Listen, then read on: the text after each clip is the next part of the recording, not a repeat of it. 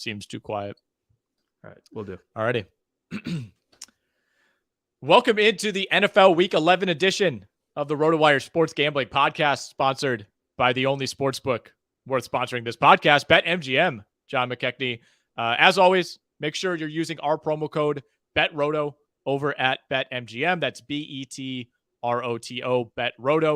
You can use that at betmgm.com. You can use that on the BetMGM app. You'll be hearing a lot more from me this week about that promo later in the show. I lost my best bet. I can't string a run together, John, and you won yours. You smartly took the Pittsburgh Steelers plus 1.5. I was all in on the Cowboys last week, and that was just one bad bet in a series of bad bets. And I will say, I had a rough week against the spread. I think I finished 5-9. That was my worst week of the year.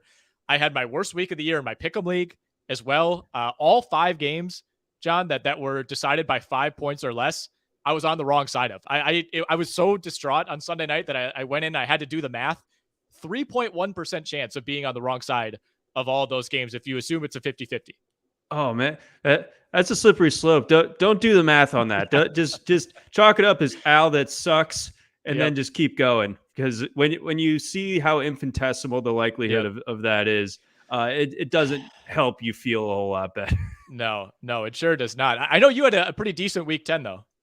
Yeah, it turned out pretty good. I think I was the mirror opposite of you. I was 9-5 ATS, just a little bit over 500 on the totals. Definitely, was sweating out that Sunday night game with the Chargers. I just still didn't feel like, even if I felt like the 49ers were going to win, I just didn't like them covering that more than a touchdown. So I was happy to see that came in. The Bucs one that we obviously went into a decent bit last week, and how little sense that made given those teams' track records to this point this season. Is like, maybe that just makes not enough sense to where it makes complete sense to just lean into it. We got a couple of those games this week too. We'll get into that. Boy, howdy, do we. And then the best one, I wish I had the Stones to go money line on it, but Washington coming through with the emphatic cover to they covered the spread if they were the Eagles, I think, or at least pushed it. With that interception on the lateral play, I think they did, right? They ended up winning that game by 11, I believe, right? That's right. Yeah. So, great call by you, man. That was excellent. I mean, I think it plays in nicely to this week that the Eagles were able to lose on prime time. It makes me a little teaser here, but I feel very good about the Eagles at a bit of a discount this week. Yeah, that was a really tough game because it felt like 8 things in a row went wrong for the Eagles at the end of that game. Like, I don't feel like they played badly. There's been, good teams that have gotten tripped up this year, and it's like you watch the Bills lose to the Jets, and the Jets are a respectable team, but it's still the Jets. And you're like, wow, man, Josh Allen killed them with those interceptions. And the one interception that Hurts threw, I thought that was a perfect ball, kind of a 50-50 play. You usually trust A.J. Brown to bring that down. He doesn't. Brown was banged up in that game. Devontae Smith was in and out. Obviously, Goddard gets hurt on what should have been an obvious face mask. There's a fumble on that play. They hit the deep ball, another fumble. So many things when it gets to the Eagles. It was not your traditional no-show type of loss by a team that's riding the wave. So I'm with you. I think Philly's going to be fine. The only thing though is that Goddard injury. That changes things for that offense. And I think they really miss your guy Jordan Davis on defense. That was the first time all year that Philly defense didn't really dominate a game.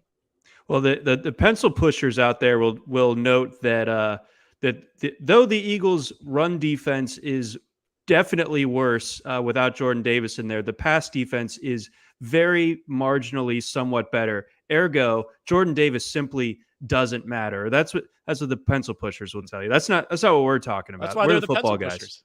Yeah, right. It's absolutely ridiculous. Yeah, so, I don't want to give them the airtime. No, we'll leave them be. They can fight their wars on Twitter.com or what's left of it. But now the Jordan Davis thing is definitely big. Goddard was such a great, seam stretcher for them. I thought that Quez Watkins play was ridiculous because I think that might have been the best ball I've ever seen Jalen Hurts throw. That was an absolute laser, 40, 45 yards in the air. But yeah, I mean, I think that there's also something to be said, and I think you can take it a couple ways for the Eagles. Like, I think it's good moving forward that they just kind of got their loss out of the way without before like the pressure mounted too much, and they like lose their first game like right before the end of the regular season, something like that. But I think it was also telling to me that their turnover differential going into Monday night's game was so kind of off kilter, where they had like 3 turnovers all season going into Monday night's game. Something It's like there's something that has to regress to the mean in that one, and they just hadn't faced all that much adversity just yet. I think part of that is the schedule, but I think that they kind of know what they need to clean up, and they kind of now have that taste in their mouth where they know what it actually feels like when things do go wrong, and they can kind of adjust going forward. Yeah, it's a shame that the undefeated narrative is out the window now, because based on how their schedule was lining up, I think they would have had a chance to go for it. And you could tell Jalen Hurts looked a little disappointed when he was asked about it. You know, inside that locker room, they're talking about the possibility. How could you not? But AJ Brown, on the contrary, came out and said, look, I'm not glad we lost, but I'm glad that this is not hanging over us anymore, and we don't feel like we have to play perfect football every week. So on the whole, I'm with you. We'll dive into that game. They get the invincible Indianapolis Colts, undefeated Jeff Saturday, at the Marvin Harrison Dome this week. We'll dig into that game in a little bit. We should acknowledge we are recording this on Wednesday. We're doing it a day earlier than we normally do, so we could talk a little bit Thursday night football. We got Titans at Packers, and the reason we are recording earlier is I'm heading up to Green Bay tomorrow to go watch that game. Very much looking forward to that. I've not been to a game this year, and looking forward to actually talking Thursday night football. Normally we just talk like that game doesn't exist. And this is a really interesting one, and I think we could start off with it. Packers are 3-point favorites in this game. They are, of course, at home. This to me feels like a line that maybe admits that the odds makers kind of jumped the gun jumping off the Packers last week, because Dallas at one point was a 5.5-point favorite in that game. I think it closed a little bit lower, but is the implication that the Titans are 8 points worse than the Cowboys? I don't think that's the case. No, I don't either. It feels like a bit of an overcorrection. And I think, over the course of this season, we've seen the Titans not get a ton of respect from the odds makers. And I think the numbers probably dictate that Tennessee might not be a great team, but they're a very good team. And they play a style that I think travels really nicely, especially in a spot like this. Like you're going up north. You're playing a tough team that just came off a nice win against the former coach, everything like that. But I just feel like the Titans and their ability to run the ball is going to keep them within the number for this one. And I wouldn't be surprised on a short week if Tennessee ends up winning this one outright. Unfortunately, with you being in attendance, that makes 2 of us this week that are going to be in the house for our respective teams. I'll be getting scooped from BWI Airport outside of Balmer on Sunday morning and heading right to the big crab cake. I'm very excited for that. The Ravens sending the jet out for you? Yes. It's a big to do. And I'm saying this, and I realize that I have like a Panthers colored undershirt on. I don't know if that's bad juju or not. But I digress. Regardless, what are your thoughts going into this Packers game? So first, I should specify that as of right now, I do not have a ticket to this game. I'm considering doing a last second purchase. Prices are way down in general for the Packers this year. They're like a third of what they normally are. And Thursday night games are inherently cheaper as well. So I'm going with my fiance and one of her friends. So it's kind of do I just go rogue and buy a solo ticket? Do I try to talk all 3 of them into going? Like, I got a complicated situation going on here, but I'm going to be monitoring very closely. The plan is kind of to tailgate, with our friends who live up in that area, watch the game somewhere. But the closer that it gets, I find myself checking Ticketmaster more and more. And if the tickets come down enough, I think I'll get in the building. But either way, I'll be around the aura that is Lambeau Field. I like the Packers to win this game outright. I think the more I think about it, but I took the Titans to cover. I know it's a small number. It's a pretty razor thin margin here, but I just felt like that was the value. I think this game could be a pick 'em very easily. I wouldn't have been shocked if it was like Titans -1. Even, I mean, this line almost reflects as if the Titans were coming off of a loss, or they were, they're missing Ryan Tannehill. Like, that will not be the case in this game. I guess my question to you is, did the Packers finally solve anything against Dallas? Because I think they did play really well. It didn't seem like a fluky type of game to me necessarily, but we also have a much larger sample this season of the Packers not playing like that. No, exactly. So I don't think so necessarily. And I'm someone who was jilted after, making the Packers my best bet coming off their 10-point loss against the Bills a few weeks back, where I thought that, despite the outcome, I thought that they did start to figure some things out. But then, the Detroit game happens, all the injuries within that Detroit game. I think that was just a pretty big failing in a big spot for the Cowboys to drop that game and to blow the lead that they did. So obviously you got to look out for Aaron Rodgers. He definitely still has it to a certain extent. I don't know if he's still like at his MVP level or can tap back into it down the stretch here. But the big thing about the Packers all year has been like just the sheer lack of pass catching weapons. And if Christian Watson is starting to become something, then that's something that makes the Packers a lot more lively and dangerous in the NFC playoff picture. Yeah, I'm with you on that. I just, it's like what he did last week is obviously not sustainable. And I don't know that we could count on him just being a weapon going forward. I mean, he's been super banged up, so it's been tough to get an evaluation on Christian Watson. But to me, that game, like I said, that has not been the norm for the Green Bay Packers. So I kind of need to see it again before I jump on that. But, I know at some other books that will remain nameless, this number has crept up to 3.5 in favor of Green Bay. Yeah, and therefore I'm strong on the Packers. Or I'm sorry, I'm strong on the Titans either way. But yeah, 3.5, like definitely would be interested if that book existed. But BetMGM the only one, even at +3. I do like the Titans in this spot. Yeah, bets are coming in pretty even on both sides of this one. I certainly don't have a strong lean by any means, but I like I said, in terms of winning the game outright, I give a slight edge to the Packers at Lambeau, cold weather, mid-November. But like you said, if there's any team that travels well and can kind of play its style in those kind of conditions, it is the Tennessee Titans. Before we get into too much of a habit of just going game by game, let's go back to our weekly, kind of way of breaking down some of these lines, which is to look at the ones that are a little too high, a little too low. I know you and I both had Green Bay marked down as a line that's a little too high. I think we laid out the case for that. But what's the other line that you're looking at that just doesn't really seem right to you? So the reason behind it came to light shortly before we jumped on here, but that has to do with the Dallas Cowboys being road favorites against the Minnesota Vikings, who just basically just won the game of the year last week. But Justin Jefferson apparently a little bit limited in his practice participation.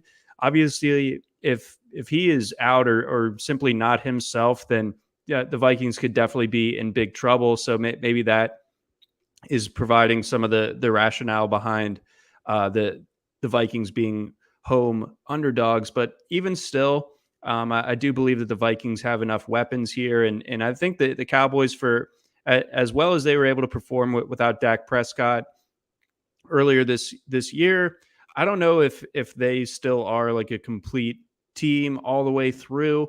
And I'm starting to, week by week, be a little bit more sold on the Vikings. Like, I think, when we were talking week 5, week 6, we were both like, okay, they have a good record, but we're still skeptical. I think a win like last week kind of puts you a little bit closer towards the believer territory than we would have been just a few weeks ago. So I like the Vikings in this spot, and I was surprised to see them just outright underdogs at home against the Cowboys.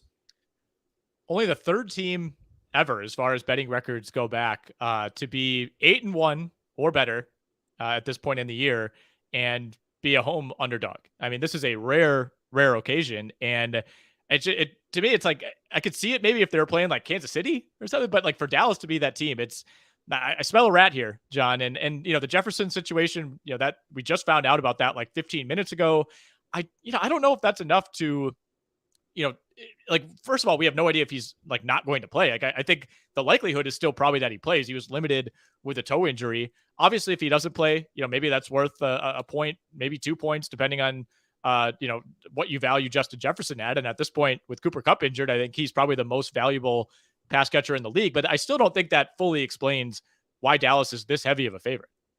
No, I'm not sure either. So, potentially that Cowboys pass rush is going to present some issues for the Vikings, that type of thing, or maybe they think that the Cowboys are going to be able to run all over Minnesota. But nothing that I saw really stood out where it's like, okay, Dallas has a clear enough edge in enough spots and enough position groups to where you feel good about taking them as favorites on the road in this spot. And you know what?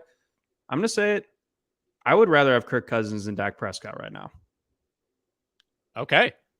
Wow. I mean, both guys, threw picks last week. Dak seemed like more kind of miscommunications. Cousins, the Bills didn't really make him pay for it, but he still has his moments. I mean, he was also dropping some dimes in the fourth quarter of that game. I mean, obviously the catch by Jefferson on fourth down, that was 100% on Jefferson, but some of the throws that Cousins was making, it's been impressive. And, Minnesota has won 7 straight one-score games in a row. Like, to me, that's not a fluke anymore. Like that is a full-on trend. Like, this team historically, like last year, they lost all their one-score games. This year, it's coming back around. Like, there's a different vibe around this Vikings team. And I haven't quite settled on where I'm going to land on this game. I'm going to see, kind of how the line moves over the next few days. But I lean toward Minnesota at home. I think this is kind of a dead even game either way. Yeah, I think that's the right way of looking at it. So yeah, that is impressive that Minnesota's been able to win all those one-score games. I saw that their point differential is the San Francisco 49ers. So it's amazing that they've been able to kind of claw through. They're plus 35 through 9 games. So, on average, it's a very small winning margin, but they are coming out on the right side. They are. And I mean, at this point, I think they're going to have a chance to get the 1 seed in the NFC too. And that's a big deal, getting that bye. I think they're going to gun for it. A couple other lines to me that stuck out as maybe a little too high. I'm looking at Chiefs Chargers. This game is in LA. It's probably the worst home field advantage in the NFL. I get that, but it's not a plus for the Chiefs. Maybe it's neutral, if anything. Chiefs sitting as 6-point favorites over the LA Chargers. This was a really close game when these teams played in week 2. I do not know if Kansas City is going to have Juju Smith-Schuster. I would guess probably not, based on how that hit looked last week against the Jaguars. He's in concussion protocol. If he's out, that changes things, although they do have plenty of depth. And more importantly, on the other side, Keenan Allen, Mike Williams, dipping their toes back onto the practice field this week. I think if at least one of those guys plays, I like the Chargers at +6. That definitely makes sense. I think I just have too sour of a view of the Chargers, even though I picked them against the spread last week with a big number. But I feel like this is one of those weird divisional series that in the Mahomes Herbert era, it feels like the road team usually comes out on top, and I think we saw that last year late in the season with that Thursday night game. The Chargers obviously made it close this year, but the Chiefs came out on top. I feel like the Chiefs, despite that injury to Juju, are starting to find some things. That they got some use out of Kadarius Toney, who they traded for. Isaiah Pacheco is kind of emerging as that top guy, and you still have Travis Kelce, you still have Patrick Mahomes, and I think the Chargers there's something off with them. That they're so much less than the sum of their parts, it feels like, on a week-to-week basis. So even though that's a big number for a divisional game, it's on the road for the Chiefs to cover, I didn't think that it was too out of line, as it were. Okay. Yeah. I mean, I think if Williams and Keenan Allen end up being ruled out, then that's probably right. Then I would jump on the Chiefs for sure, especially if it stays at 6. I love that. But, I do think we have to take into account that Keenan Allen has played like 50 snaps all year, and they have not really had those guys healthy in the same game all season. And I actually think the Chargers defense played really well last week. Like, I thought the 49ers were just going to run all over the Chargers. Wasn't really the case. They're still missing a bunch of guys. I am with you. Overall, this team feels like it underachieves. I still don't love the way that they're coached week to week, but I think Herbert too feels like he's kind of back to being Justin Herbert. Like, that rib injury, I think, was lingering for a while, but he was making some incredible throws against the 49ers, and didn't do a whole lot in the second half of that game. But again, you're also missing a ton of weapons. What do you think about the Bears 3-point dogs at Atlanta? I have that one circled as a question mark line for me. I don't know if it's too much in favor of Atlanta, but I'm curious to get your thoughts. Yeah, that one feels like just kind of standard line setting protocol, where it's like that this is not a particularly great home team going up against a bad team that has to travel. And you bake in the home field advantage, and that's kind of where you land with that number. So it felt pretty much right to me. But I definitely am on the Bears in this spot. As weird as that sounds, the Falcons were kind of our golden boys up through the first 6 weeks of the season, and a nice little 6-0 against the spread, 0-4 against the number since then. So they have definitely come back to earth. And I just feel like this Bears offense is clicking in such an impressive way right now that I think that's going to cause some problems for the Falcons. I think this is going to be the game. I know everyone's talked about Justin Herbert's running ability specifically. The Falcons' pass defense is bad enough, and this is going to be indoors to where, like, I think a narrative coming out of Sunday could be like Justin Fields has figured it out as a passer too. Well, the total in this game is sitting at 49.5. It was at 50 this morning, down a little bit, but that's just the kind of the games that the Bears are going to play the rest of the way. I feel like they've taken the mantle from the Lions as like that. Just every game is going to be played in the low 30s to high 30s. So I do think we get a high scoring game. I don't think either side is going to stop the other. But at this point, I just feel so much better about Fields than I do Mariota. But it's funny because it feels like the Bears are on this ascent. They're on this great run. They've lost 6 of their last 7 games straight up. Yep. It's wild. The Chicago media just really can make you forget that they are losing almost all of these games other than the Patriots game, just because they have something that resembles a franchise quarterback for the first time ever. Yeah, well, I mean, the pick 6 by Fields, that was awful. One of the worst throws of the year, and then immediately after that, Detroit scores again. Like, they had 2 touchdowns in like 68 seconds of game time. So it's kind of a stark reminder of this defense is really, really, really bad. And I know the Falcons looked terrible against Carolina. Mariota looked awful, but it was raining the entire game. Like, Carolina's weirdly kind of had their number this year. I know they beat them a few weeks ago, but it felt like Carolina was a better team in that game. So I like Chicago as well. I'm not going to go big on it and pick them, that's for sure, but I will be taking the Bears on the road. What about the other side here? Which lines do you stick out as maybe a little too low? So too low here. I think that Philadelphia, this was a line that was 10.5 on Saturday or on Sunday morning. And now we're seeing Philly at 6.5 over on BetMGM. So, that's a pretty massive, line movement for just one loss for the Eagles in a game that, as we established, a lot of things went wrong for them. And I think both of us were on Indianapolis last week just to have the experience, and it obviously paid off extremely well. But at the same time, I don't think that this spark, as it were, lasts all that long for Indianapolis. I think that they return to being who they were, who we know them to be, and the Eagles to also kind of return to form, with that bad loss in the, that they're trying to move past here quickly. So I think that the Eagles, I love that it's 6.5.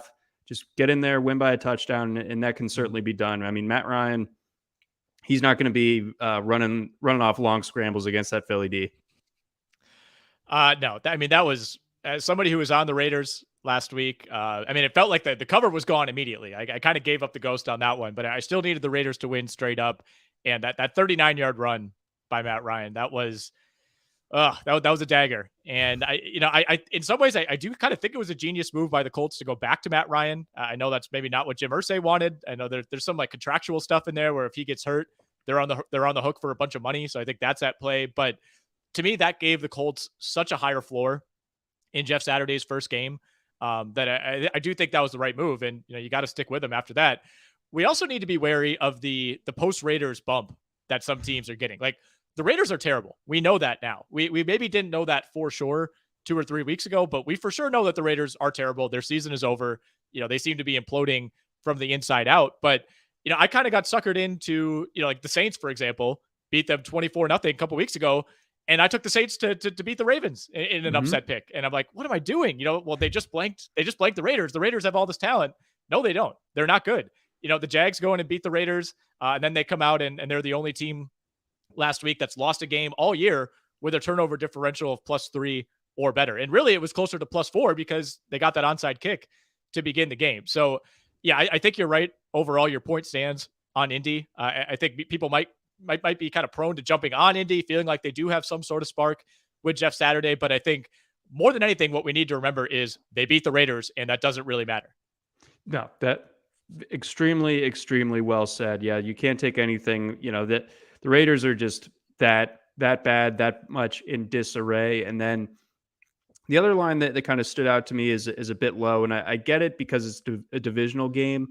But the last time that we saw these guys, the Bengals were just absolutely taking it to the Carolina Panthers, and I think that they still have some flaws, and we can't forget Week 1 where Joe Burrow was put on his back time and time again, 7 times, 7 sacks, unbelievable. Yeah, 5 turnovers. That was jarring, but I feel like this is just a spot where the Steelers that they are well coached enough and talented enough in the right spots to where like they aren't going to be picking in the top 5, but they're still not a good team. So coming off the bye, I think the Bengals know what they need to do. They've gone back and looked at how Week 1 unfolded. And, really, if you just limit your turnovers, limit those disaster plays, I think it ends up being a relatively comfortable victory for the Bengals. So I think the Bengals should be, closer to 4.5, or I'm sorry, a 5.5. Okay, interesting. I actually kind of like the Steelers to hang around in this game. I don't think they find a way to win, but the reinforcements are there on defense. KZ's back. TJ Watt was back last week. That certainly helped against the Saints. They could get Minkah Fitzpatrick back this week as well. If he plays, I kind of like the Steelers to cover that game at home. And I think you are right. Like they're not going to sack Burrow 7 times again. You can't just expect that to happen. And I think you also have to remember that the Bengals probably should have won that game despite everything going wrong. Burrow had 4 picks, 5 turnovers, and they still had like 3 chances to win that game at the end. I almost forgot how crazy the ending of that game was. Yeah. Wasn't it? It was like the missed kickoff, basically, like with Boswell and McPherson just going after it. Well, the other thing too with the Steelers that pushes me away from taking them as like a Zag upset pick is Boswell's not playing in this game, and I think it's Matthew Wright is the kicker. He missed 2 easy ones last week. Like that's probably just how it's going to be. Nothing is a guarantee when you have a kicker like that. As long as Boswell is that Florida IR. Atlantic? Do I have that right? So I am college not a football kicker degeneracy. Let's see. I will. We'll get our fact checkers working on that one. UCF. Okay. UCF, I very was close. Directional Florida school. Yep. That's a good breakdown of this game. Like I feel like we're in opposition on more of these games than we normally are. You're kind of scared me a little bit here. Yeah. The other game that I have highlighted, and this is another question mark for me, much like Atlanta, Chicago, the New York Giants, the 2-loss New York Giants, who have done nothing but win close games, bleed teams out. I mean, they're a mirror image of the Tennessee Titans in a lot of ways. I kind of think of those teams very similarly. They get the Lions at home this week. 3-point favorites are the New York Giants. Should that line be higher? Yeah, that one is agonizing to me because the Lions have done me the disservice of getting off the mat right when I jumped off, when I was like, okay, actually they are terrible. And nope, 2 wins in a row. But this one going on the road, I could certainly see that the strong case for this one being higher. And it's not like the Texans beat them up too much last week, so they should be coming into this one feeling pretty good. And the Lions, their defense is still not fixed. Obviously, like Saquon was able to have the huge day against the Texans team that I saw is on pace to give up 3,000 rushing yards. But the Lions, can they do it? I'm hoping so. But the Lions, they are 31st in rushing yards allowed per game. So I think that we can kind of follow a similar game script here. And the Giants are going to run into trouble whenever they play against teams that can build a lead against them early. But I don't think that the Lions are necessarily that squad. And I think that, what the Giants do well is going to work well this time around against Detroit. So I could definitely see that one being, closer to 4.5 before I'd have to start thinking about the Lions.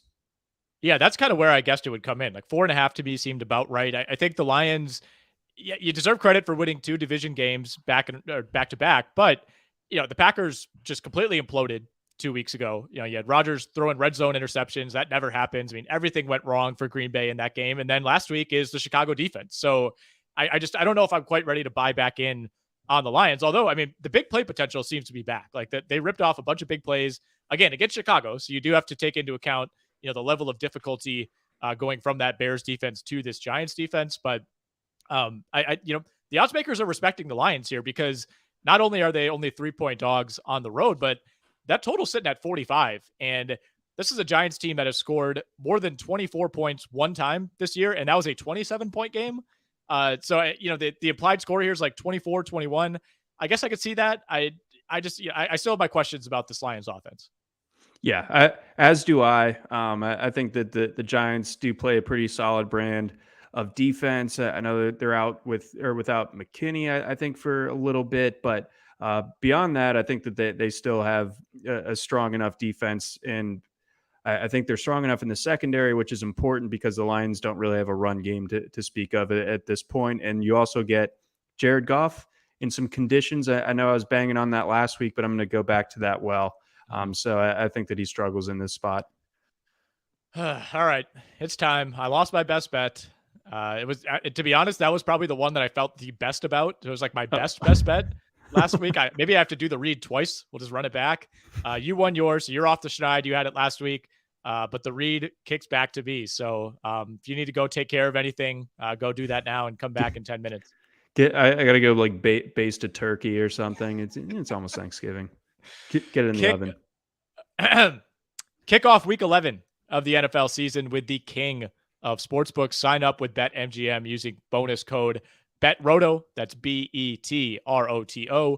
And your first wager is risk-free up to $1,000. Visit BetMGM.com for terms and conditions.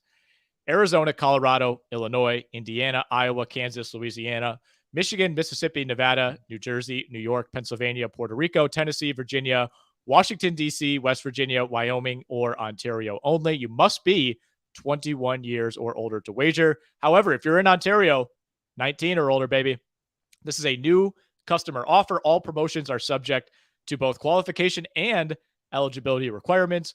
Rewards are issued as non-withdrawable free bets or site credit. Free bets expire 7 days from issuance. This, of course, excludes MDPs, Michigan Disassociated Persons. Please gamble responsibly. Do you have a gambling problem? Call 1-800-NEXT-STEP in Arizona, 1-800-522-4700 in Colorado, D.C., Kansas, Louisiana, Nevada, Wyoming, or Virginia. 1-800-270-7117 for confidential help in Michigan. 1-800-GAMBLER in Indiana, Maryland, New Jersey, or West Virginia. 1-800-BETS-OFF in Iowa. 1-800-981-0023 in Puerto Rico. Call 877-8-HOPE-NY or text HOPE-NY in New York. Call or text the Tennessee Red Line at 800-889-9789 in Tennessee, or call 1-888-777-9696 in Mississippi. In Ontario, if you have questions or concerns about your gambling or the gambling of someone close to you, please contact Connects Ontario at 1-866-531-2600 to speak to an advisor free of charge. Sports betting is void in John McKechnie's home state of Georgia, as well as Hawaii, Ohio, Utah, and other states where prohibited. Promotional offers not available in Nevada and New York. Man, that thing is dense. It doesn't I'm sitting here reading it. It doesn't look that long. It's just, it is so dense. Just so many numbers, so many states, so little time. Yeah, man, tell me about it. I feel like you should have called like Hope NY for me after how my picks went last week. Like, no, he doesn't have a problem. He just sucks at making picks. Nick, they're laughing at your bets. All right, man. Let's keep diving into these games. We'll hit any games that we have not hit so far. We'll get to the parlay of the week. We'll get to the underdog parlay of the week. We'll even get to the teaser of the week. We came very, very close to hitting a couple of those last week. Had some big letdowns. We'll dive into those when it is time. But where do we want to go here? I feel like we've hit on probably half the board already. Let's talk some Panthers Ravens. 13-point favorites are the Ravens. They are 29-1 straight up as a double-digit home favorite over the last 22 years. So I don't have much of an issue thinking that the Ravens could actually get upset here. We've seen the dogs have been live. I mean, I think double-digit dogs are like 9-4 ATS on the year. So it hasn't gone well for these big favorites, but I not that this is a take. I don't see the Ravens losing this game, John, but 13, that's right on the border. Right. It definitely is. If you are slightly nervous about the spread, you get great value at minus 769 on that money line for Baltimore. Gotta hit that. Just take out no. But when it comes down to this game, we were talking on the XM show on Tuesday night. I felt like the Ravens were starting to really turn a corner going into their bye week. Not just beating the Saints, but also beating the Buccaneers. And I know that neither of those teams are all that impressive, but I thought that Baltimore played their most complete games in those. I think as far as the pass rush coming on, that they got Bowser back in the mix. They obviously were able to win in pretty convincing fashion in New Orleans, despite having a real kind of ragtag bunch of players at the skill position spots. I think Isaiah Likely is starting to really turn into something. We saw him kind of break out against the Buccaneers, and he scored a touchdown against the Saints. Lamar Jackson at home is tough. And I just feel like this is a case where if you're optimistic about the Panthers because of what they did against the Falcons, just look back to a couple of weeks ago. I think that we see something tough as far as their result goes. And with Baker Mayfield starting, that makes me feel all the more confident that Baltimore kind of waxes the Panthers. Yeah, I thought you weren't going to bring it up, but you did. That's the big thing for me is if this was PJ Walker, it's not like you love PJ Walker, but if you're a Ravens fan, which you are, I assume you would rather see Baker Mayfield under center for this team. Yes, I'm in some Ravens chats where people have talked themselves into being worried about Baker Mayfield.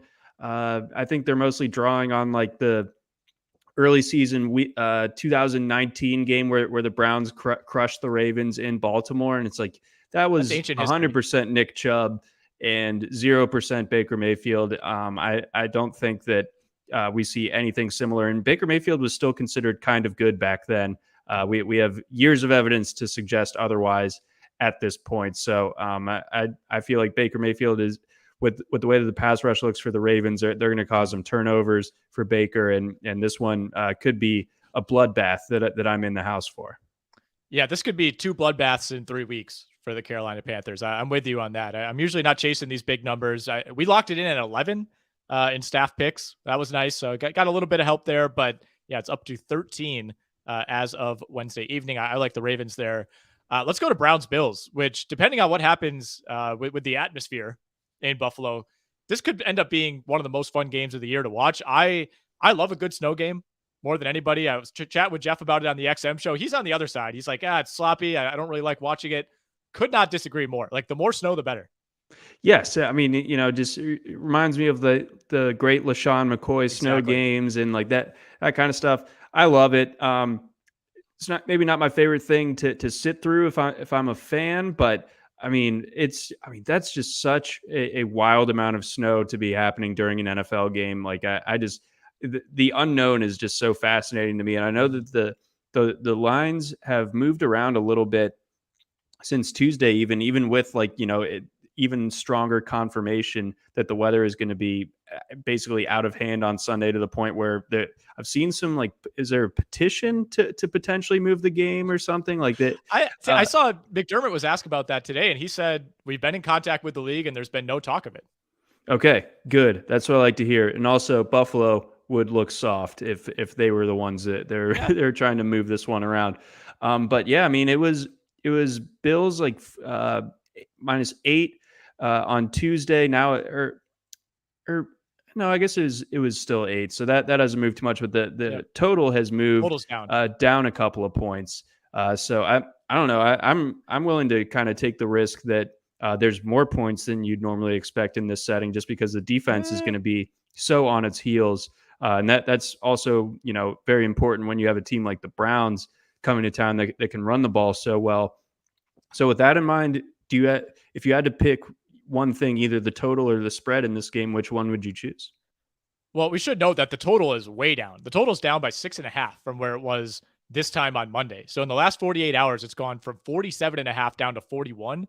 Obviously 47.5 was a bit too high, I think, regardless. But, the one thing is I think both of these teams have a case to be made that they are well equipped to handle a game like this. And we should note, I mean, a lot of the snow forecast, like the 30 plus inches of snow, it's kind of based on like the lake effect kicking in. And, it's not like there is a snowstorm coming toward Buffalo, but you still there's a lot of moving pieces in order to get that much snow. So it's not like this is a guarantee by any means. We might not know until Friday or Saturday.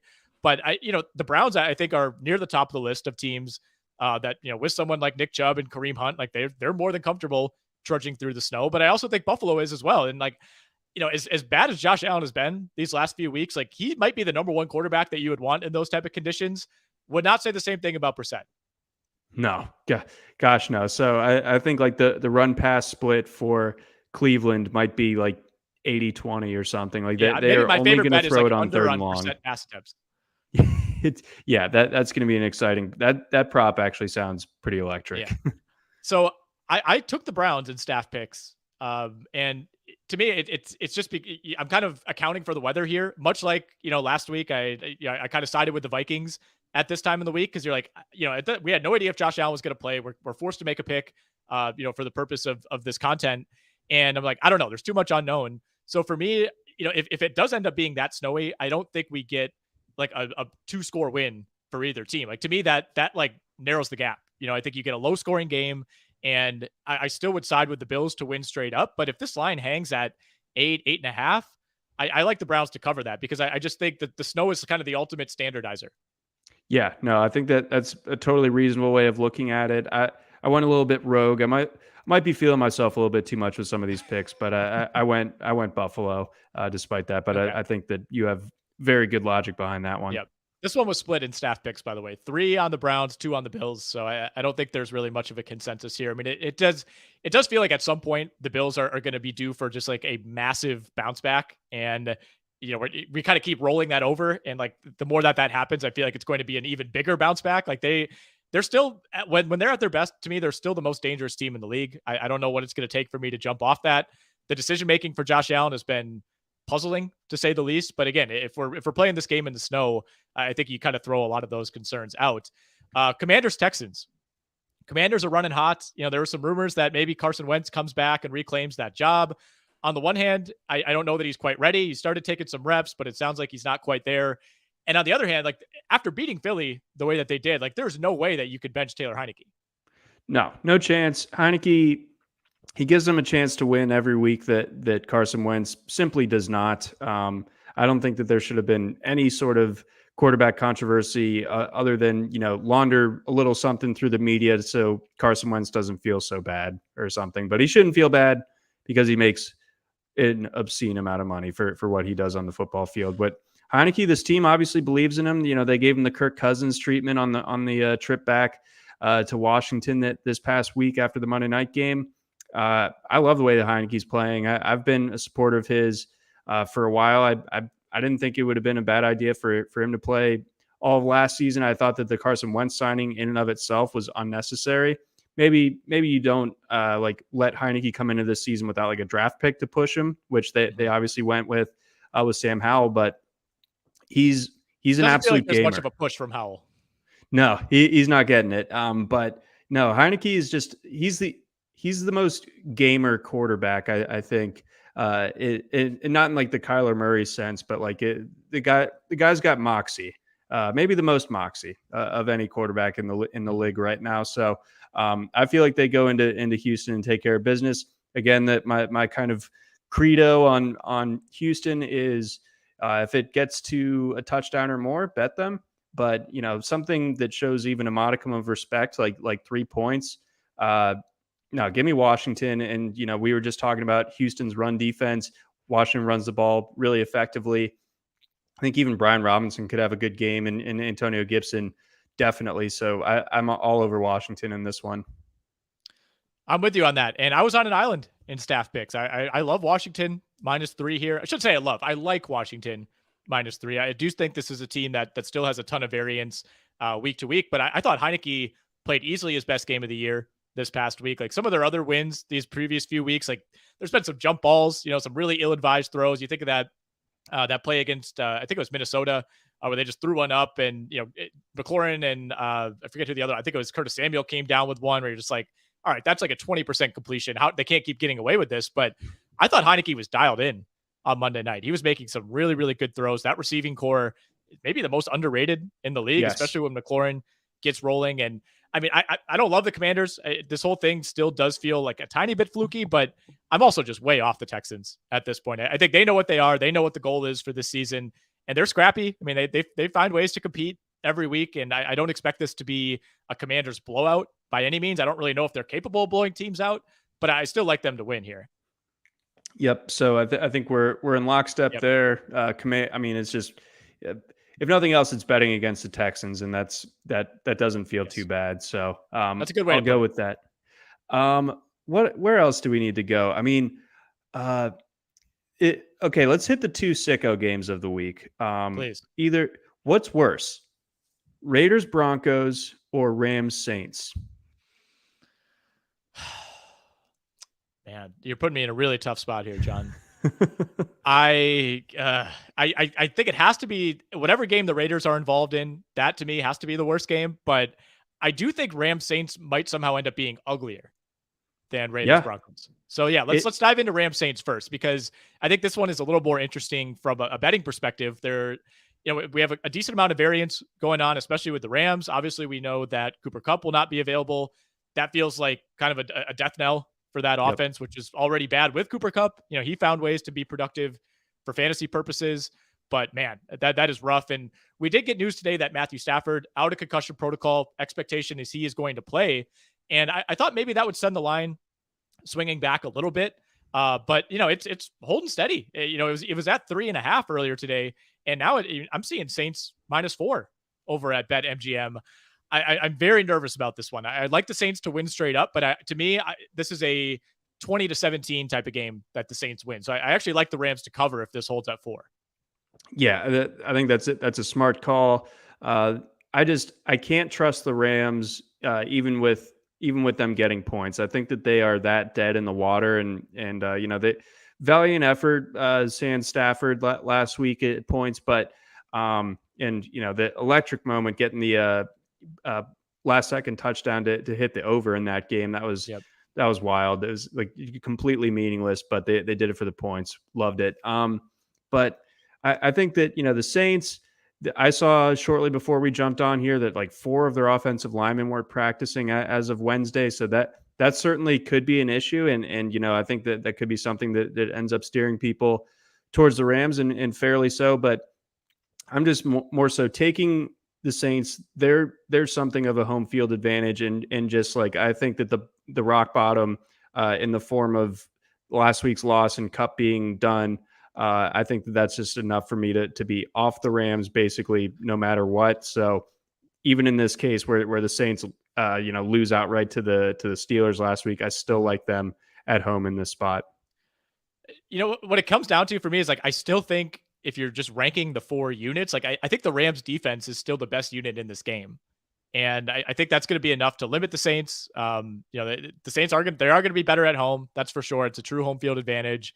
I don't even know that Stafford versus Wolford makes that much of a difference for me based on how Matthew Stafford has played this week, and Stafford without Kupp. I mean, we haven't really seen that. That could be pretty devastating. And you still have some names in that receiving core. Like now you're like, okay, maybe Allen Robinson finally steps up, but there's not much evidence to suggest that that's going to happen. So to me, I mean, this is somewhat of a stay away. Like I said, I like the Saints to win. This total has dropped all the way to 39.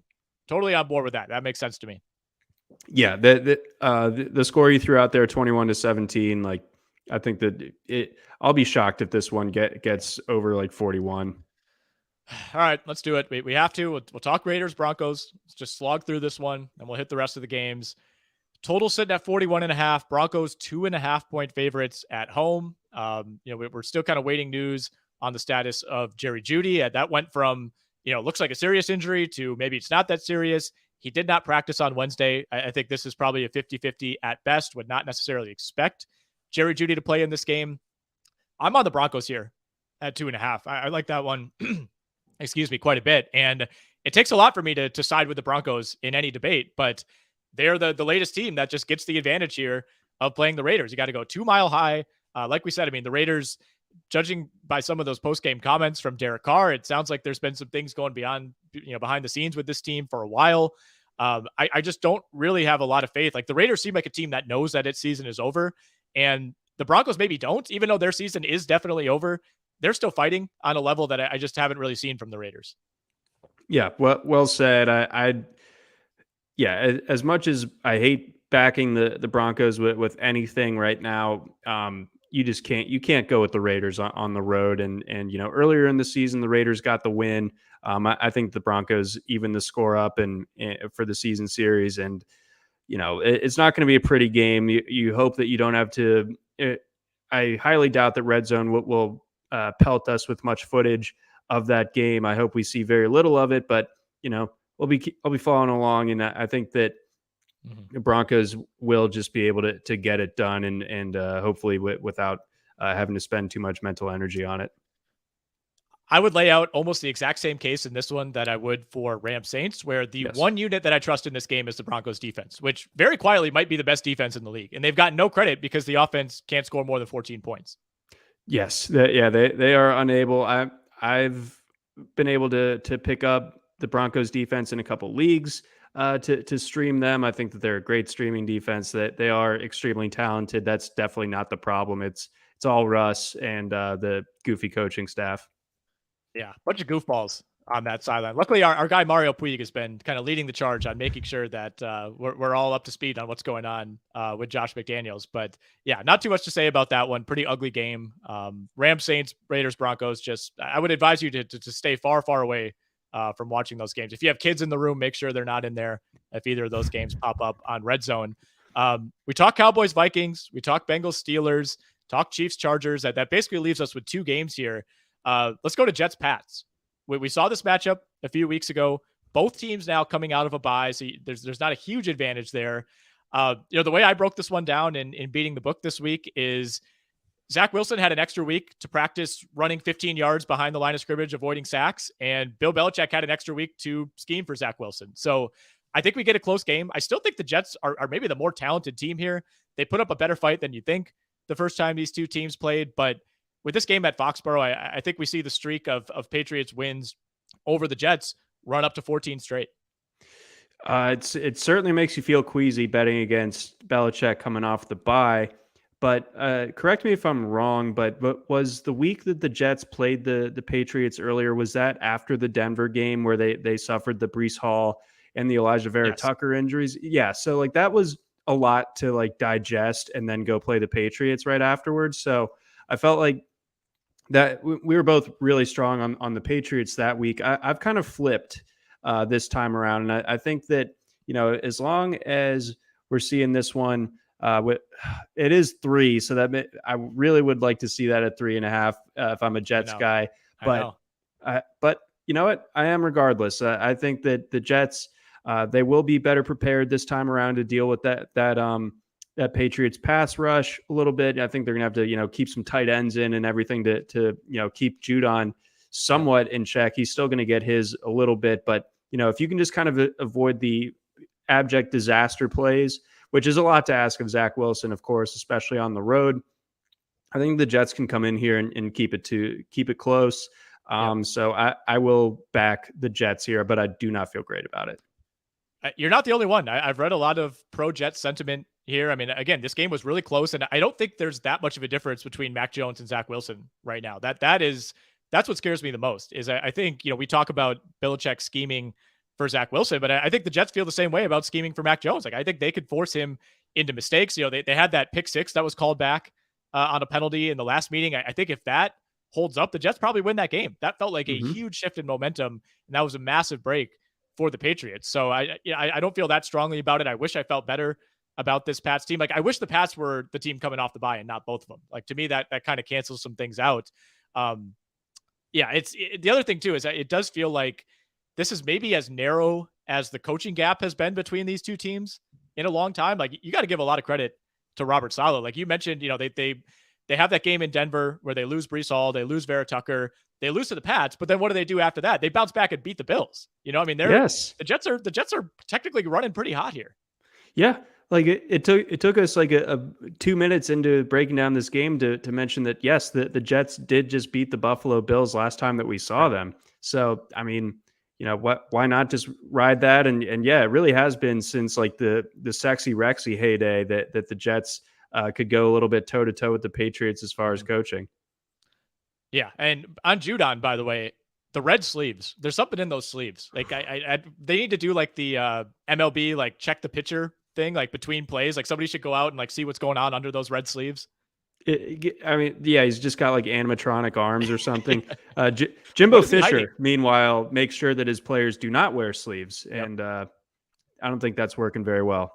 Yeah, I admire the commitment by Judon to go in with the off-color sleeves. Like you don't see it very often. Like Jair Alexander goes with the yellow sleeves for the Packers. Like I didn't even know that was allowed until Judon whipped it out last No, week. that's like some stuff that you and I would do on Madden 2004. Yeah, or yeah. I mean, I as a recent PS5 owner now, I've kind of dove Hey, back into Madden shamefully, and yeah, I mean the customization options are off the charts. We'll say that. Total in this game, by the way, is the lowest on the board this week, 38.5. I'm fine with that. I have to look into the conditions. There might maybe some. If it's going to snow in Buffalo, it could very well be snowing in New England. If that's the case, I think that probably helps the Patriots a little bit more. But either way, I think this could be another one of those like 19-16 type of games for sure. yeah, I mean, I think that no one's expecting a shootout.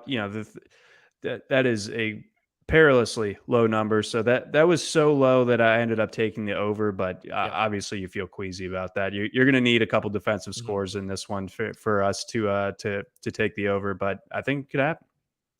All right, so this leaves us, a nice Monday night game to break down, and it is not, in fact, a home game for the Arizona Cardinals, though they are technically the home team. This will be in Mexico City. 49ers at Cardinals. 49ers are 8-point favorites in the neutral site. Low total here, 43.5. I think part of that reflects the fact that we still don't really know what's going on with Kyler Murray. He, of course, did not play last week. Cliff Kingsbury said today that a decision has not been made. Obviously, they have an extra day with this game being played Monday night, so we probably won't get a ton of clarity in the next 48 hours here. I like San Francisco in this game. I think the 8, it's a big number, of course, but again, it is a neutral site, so to me, that makes sense. What say you? I kind of like the Cardinals. Ooh, I does it matter really if Murray do. plays? It doesn't. I feel like Colt McCoy can run this offense just fine. I think that you have plenty of talent in the receiver room there. Rondale Moore and DeAndre Hopkins. Even if I think the window opened for Marquise Brown to get back. I Yep, don't he think that might play in this game.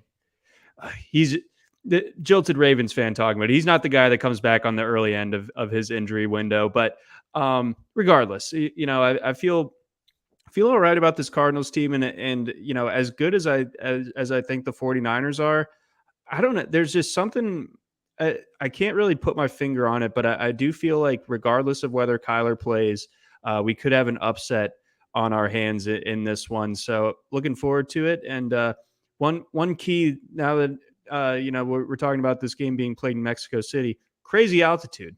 Kicking Yeah, game is going to be a lot of fun on Monday night. So whomstever's kicker is better could really be the deciding factor in this one. that is a good point. I just Googled Mexico City altitude, over 7,000 feet. So Yeah, they're we're talking dunking like on Denver and a Denver. half. Yeah, right. Mm-hmm. That's a good point. It's a good point. I will say I was on an island in this game in staff picks. Everybody else is on the cards. If I don't really get it, man. Like, what is it more about? You think the Cardinals have this juice in them, or you just don't trust the 49ers? I think with this particular spread, I just again I don't trust the Niners to blow teams out.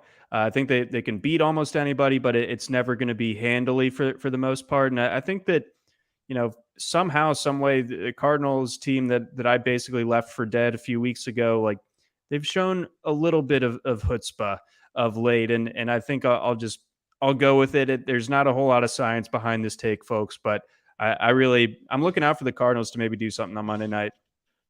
Fair enough. I will say in a counter by me, the 49ers have 4 wins by double digits this season. So half their wins have come by 10 plus. I mean, I think they are capable of blowing the right team out, and we'll see. I mean, I think this line too, we might see some movement as the week goes along and we get more clarity on Kyler Murray. But once again, dude, you're scaring me here. I felt good about this one.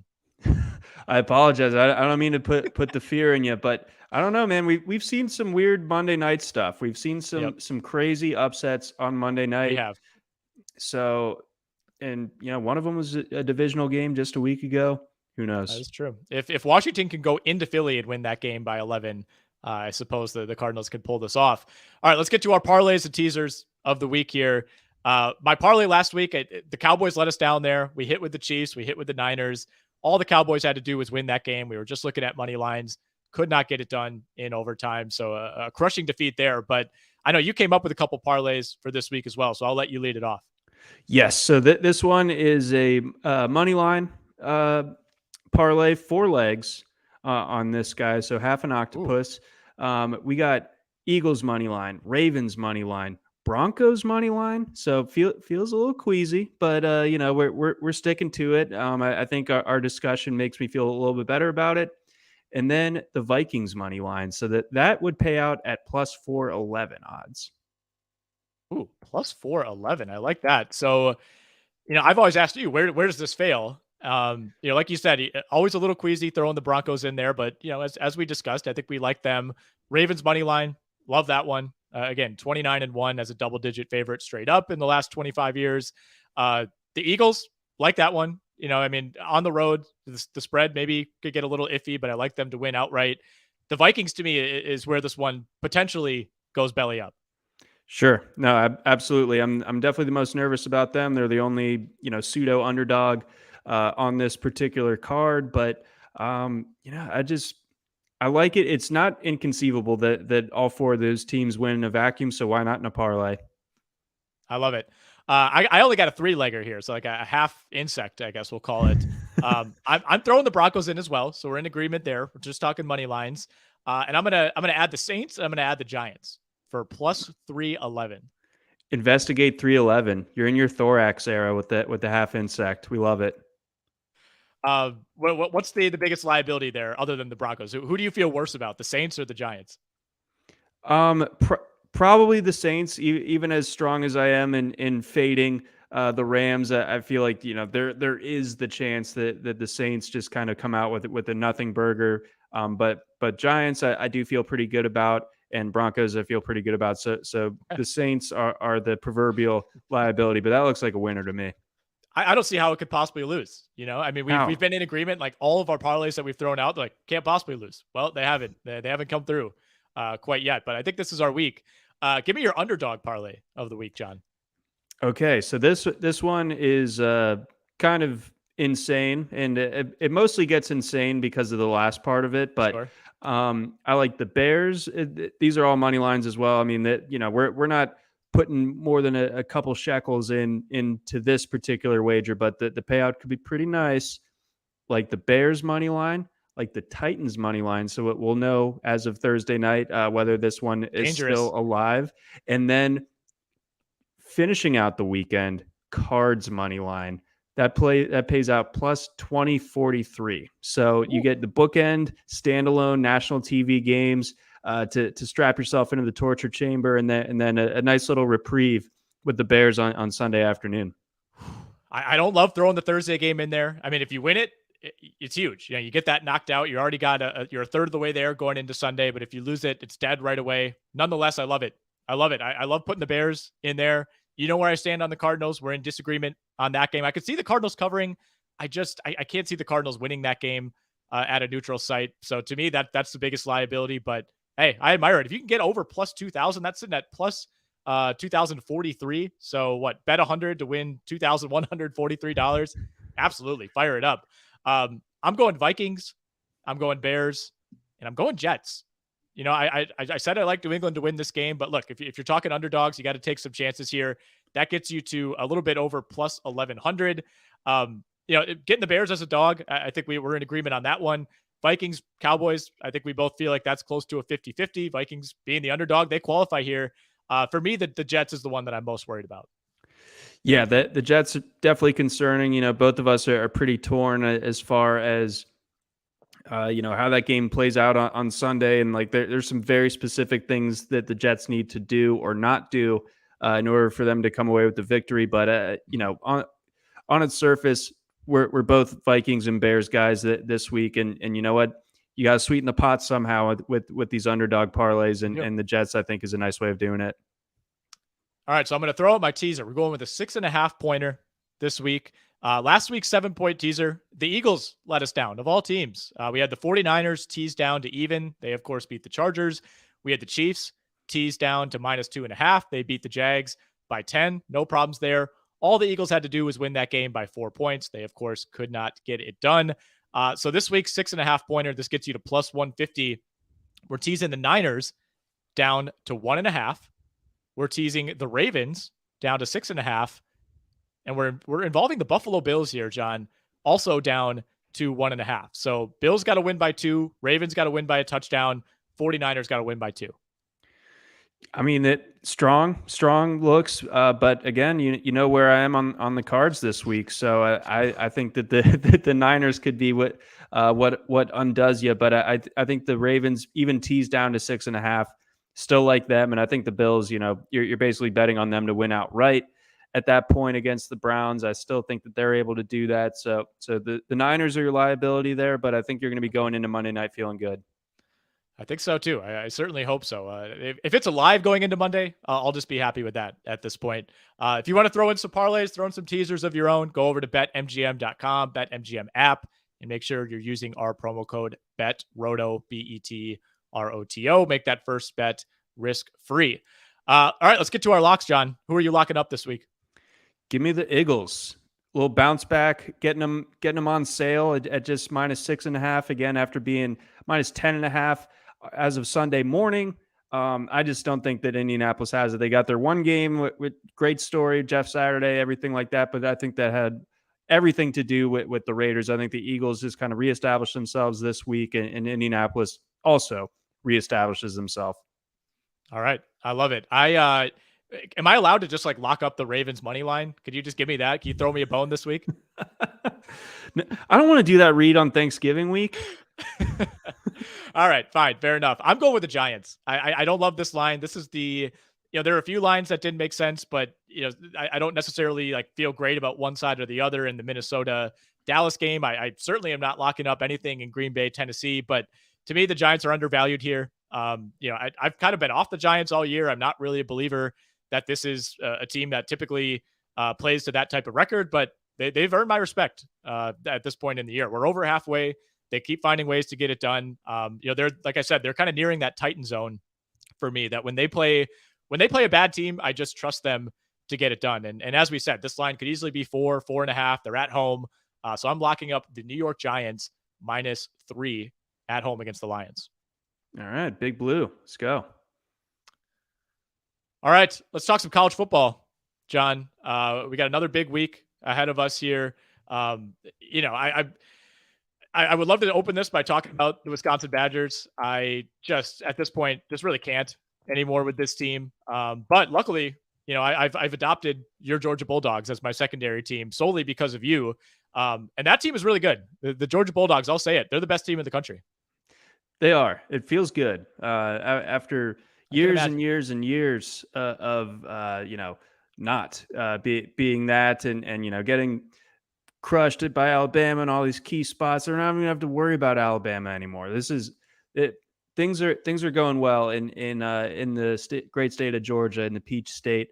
As far as their flagship program is concerned, they're going up to Kentucky this weekend to play a team that just lost to Vanderbilt, the first SEC team to face Vanderbilt and lose in 26 games. So it's been a minute since Vandy got in the win column in conference play, and Kentucky, who I think a lot of people thought were the dark horse team in the East this year, fallen way short of expectations. I've actually been pretty shocked by how things have gone for Kentucky so far this year. But I think the way the playoff picture is setting up, I think TCU kind of had one of its bigger final appearances this past weekend, and going to Austin, beating Texas, covering that one easily. Of course, they went in there as underdogs.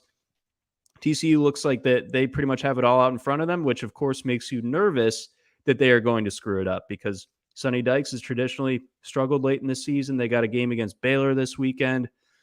Baylor has basically lost everything it had to play for. So they're kind of like that proverbial like dangerous, Wounded dog animal in this fight. Yeah, exactly. It's been caged up, ready to unleash potentially. So Frogs need to be careful there. And then, of course, 2 weekends from now, we get the game. I think some people are putting out pretty reasonable takes as to why, regardless of who wins that game, they should both deserve a spot in the playoff.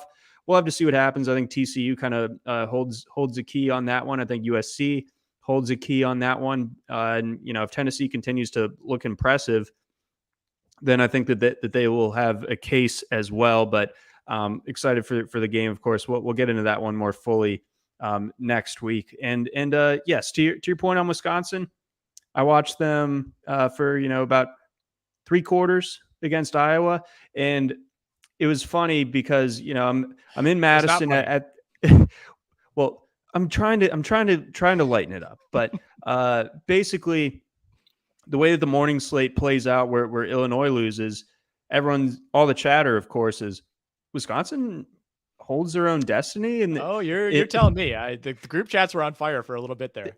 100%. Then Mertz throws that pick 6 to DeJean, and that goes out the window. But my counterpoint, my spin zone to you is, did you want to control your own destiny? Do you I think that whoever comes out of the West this year it's not going to be pretty what happens in Indianapolis. So you just spare. It's been a bad season.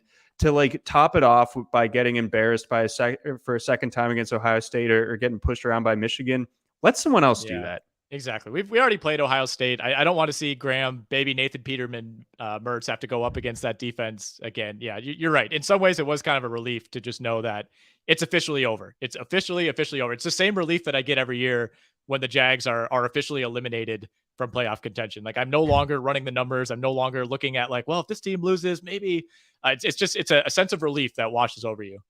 Yep. I believe it, man. So, just rinse this year off. We'll get back to it next year. You still can have Braylon Allen back.